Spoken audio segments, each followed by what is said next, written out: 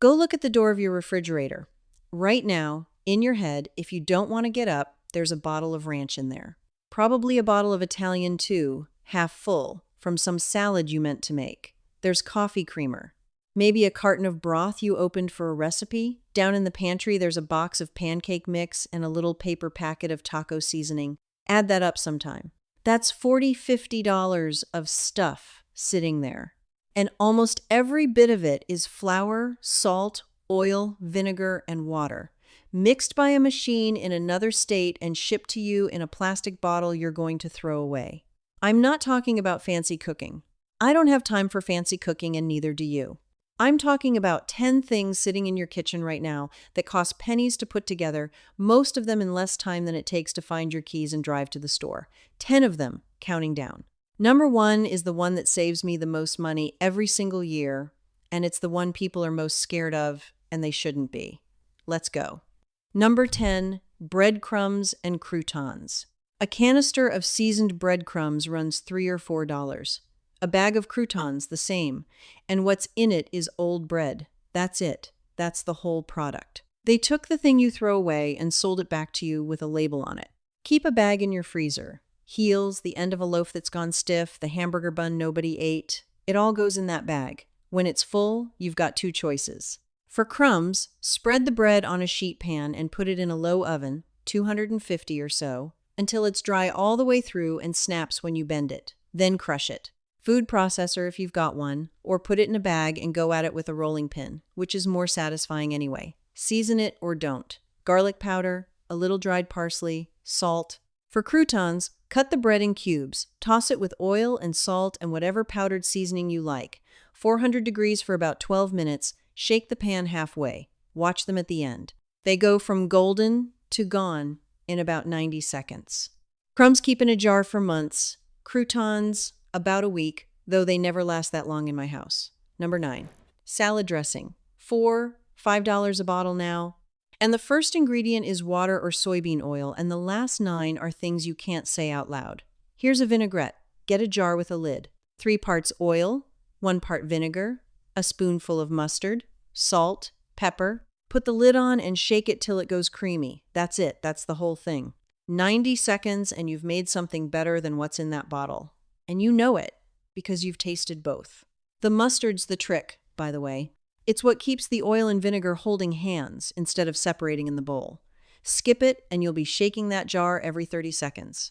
Ranch, if that's your house, and it's most houses, is a half cup of mayo, a half cup of sour cream, and enough buttermilk to thin it out. Dried dill, garlic powder, onion powder, salt, pepper.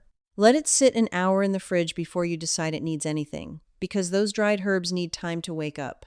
Now I'll tell you what mine won't do. It won't sit in your refrigerator for 6 months looking exactly the same.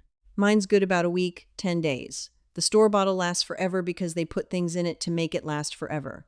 That's not a scandal, that's just what you're actually buying. Make a small jar at a time and you'll never think about it again.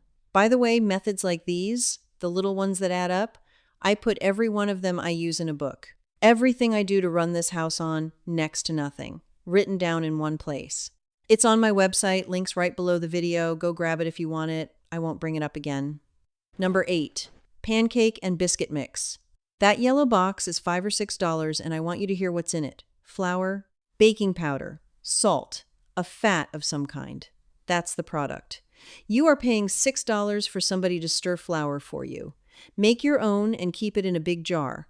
6 cups of flour, 3 tablespoons of baking powder, a tablespoon of salt, and a cup of shortening or lard cut into it with a fork or your fingers until it looks like coarse crumbs. Lid on. It sits in the fridge for a couple months, and honestly, it does fine in a cool cupboard for a few weeks. Biscuits are 2 cups of that mix, and about 2/3 cup of milk, patted out, 450 for 10 minutes. Pancakes, 2 cups of mix, a cup of milk and egg. Same jar, 2 different breakfasts, and my cost on that whole jar is under $1.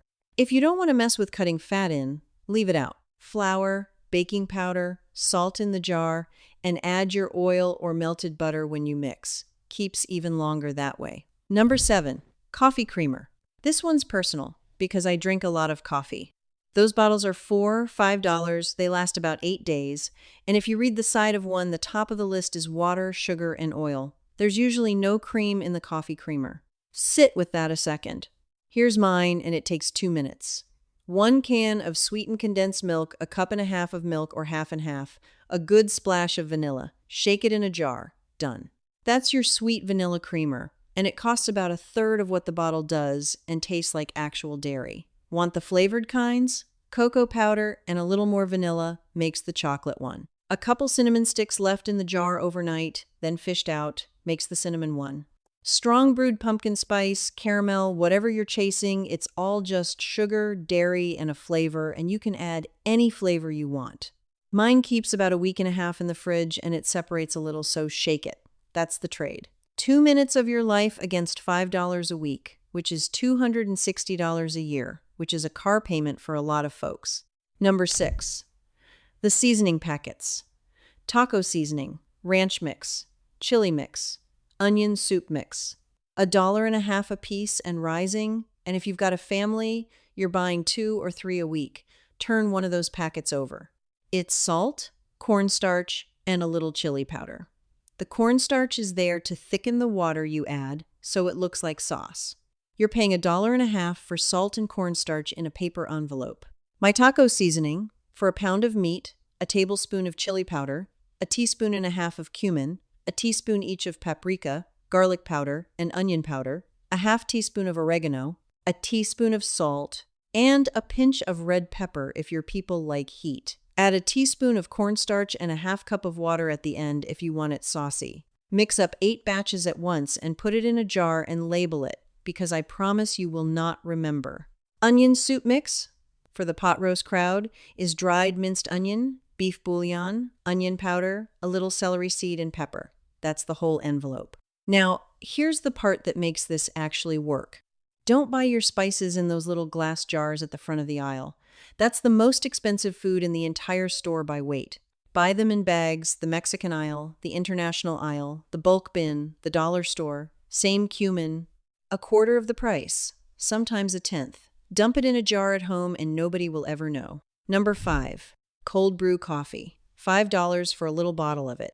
Or worse, $5 every morning at the drive-through window, which is $1,800 a year. And I'm not going to lecture you about that, but I am going to hand you the alternative. 1 cup of coarse ground coffee, 4 cups of cold water, in a jar. Stir it, lid on. Leave it on the counter or in the fridge 12 to 18 hours. Then strain it a coffee filter, a thin dish towel, a fine mesh strainer with a cloth in it, doesn't matter. What you've got now is concentrate, strong. You cut it about half and half with water or milk over ice. Keeps a week or better in the fridge. Here's why it doesn't taste burnt and bitter like hot coffee gone cold. Hot water pulls the bitter out of the grounds fast, and cold water never pulls it out at all. It only takes the smooth part. That's the whole secret, and it costs you a jar and some patience. My cost, using regular grocery store coffee, is about 40 cents for what they sell for $5. Number 4, beans. A can of beans is $1.20, $1.50. A pound of dried beans is under $2, and a pound of dried beans makes about 6 cans worth. 6. And they taste better, and there's not a spoonful of salt in every serving. Soak them overnight in plenty of water. Or if you forgot, cover them with water, bring them to a boil for 2 minutes, take them off the heat, and let them sit covered for an hour. Same result. Then drain, cover with fresh water by a couple inches, and simmer them low with half an onion, a couple cloves of garlic, and a bay leaf if you've got one. An hour to 2 hours, depending on the bean. Salt them partway through. Not at the very end, people will fight me on that. But beans salted in the pot taste seasoned all the way to the middle, and beans salted in the bowl just taste like salt sitting on top. One thing nobody tells you. If your beans simmer for 3 hours and are still hard as gravel, it's not you and it's not your water. They're old. Beans that sat on a shelf for 2 or 3 years will never soften, no matter what you do. Buy them somewhere with turnover. When they're done, freeze them in their liquid in 1-can portions. Now you've got canned beans, except they're yours. And refried beans are just those beans mashed into a pan of hot fat with some onion, which is a $2 side dish for a whole family. Number 3, yogurt. A tub of plain yogurt is $5–6 for a quart. A gallon of milk is around 4. You do that math and tell me why we're buying yogurt. Heat a half-gallon of milk in a heavy pot, stirring now and then, until it's just about to boil. You'll see it foam up at the edges and a skin start to form on top. Don't let it go over. Then take it off and let it cool until you can hold a clean finger in it for 10 seconds without pulling away. Warm as bath water. That's the whole temperature science, and you don't need a thermometer, though one makes it easier. Now stir in 3 big spoonfuls of plain store yogurt. Not vanilla, not the sweet kind plain, with live cultures on the label. That's your starter. You're not making yogurt so much as putting the right little critters into warm milk and getting out of their way. Then keep it warm for 6 to 10 hours. Oven with just the light on and the door shut. A cooler with a couple jars of hot water in it. Wrapped in towels in the back of the cupboard. In the morning, it's yogurt. Want it thick like the Greek kind that costs $7? Pour it into a cloth over a bowl and let it drain a few hours. That yellowish liquid coming out is whey, don't dump it. It goes in bread, in biscuits, in pancakes, in the soup pot. And save 3 spoonfuls of every batch to start the next one. You buy 1 tub of yogurt in your life, and then you never buy it again. That still gets me. Number 2, broth. A carton of chicken broth is $3–4. And it is water, salt, a little chicken flavoring, and some coloring. It has been nowhere near a chicken in the way you're picturing. Keep a gallon bag in the freezer. Onion skins and ends, carrot peels, celery tops, the stems off the mushrooms, the leek greens, parsley stems, every bit of that goes in the bag instead of the trash. And when you've had a chicken, the whole carcass goes in there too. Bones, skin, wingtips, the whole works. When the bag's full, dump it in the biggest pot you own, cover it with water, and let it go on the very lowest heat for 4 hours. Barely a bubble breaking the surface. Do not let it boil hard. A hard boil beats the fat and the bits into the water and you'll get cloudy, greasy broth. Low and slow gets you clear and clean. Don't salt it. Salt it later, when you know what you're using it for. Strain it, cool it, and freeze it in jars or in ice cube trays for when a recipe wants a half cup. My cost is 0. Actual 0. It's made entirely of garbage. And here's the bonus. Because if you cook from the church cookbook, you buy those cans of cream of chicken soup by the case.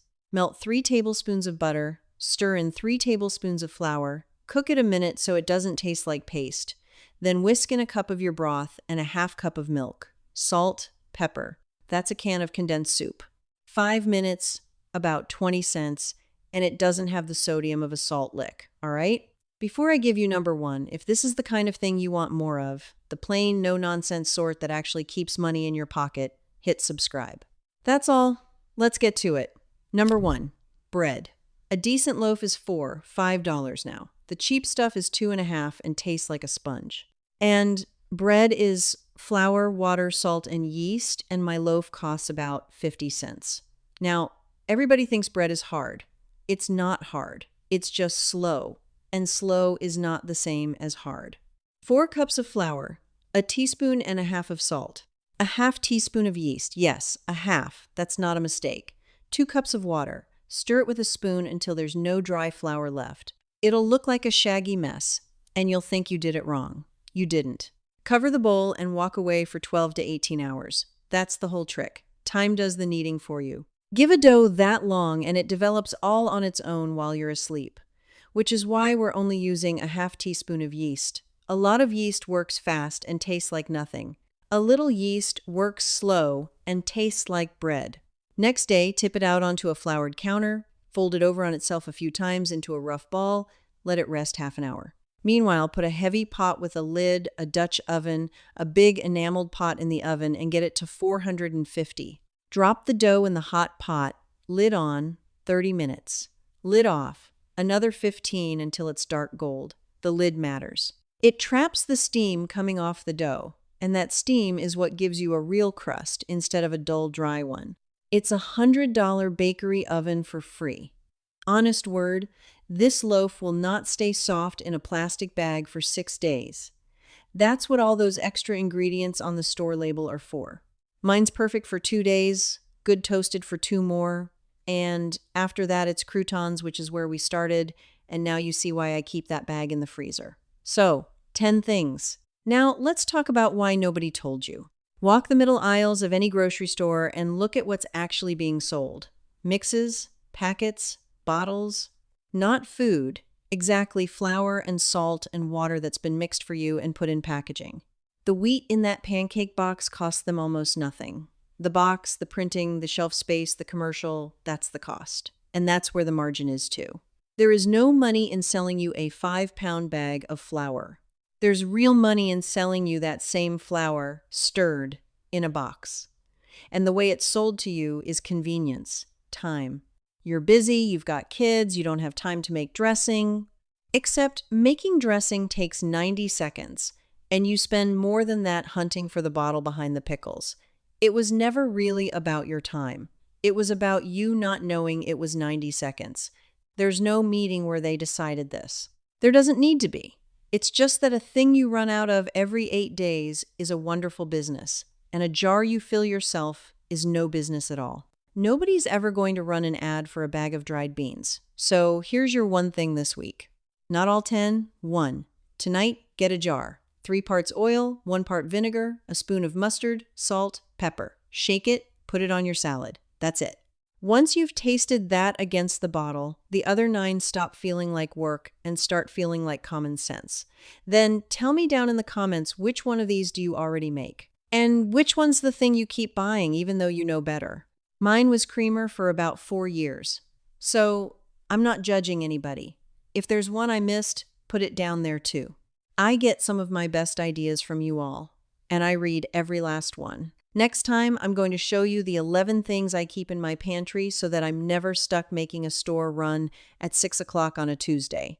It's a shorter list than you'd think, and it's cheaper than you'd think. Until then, go shake a jar.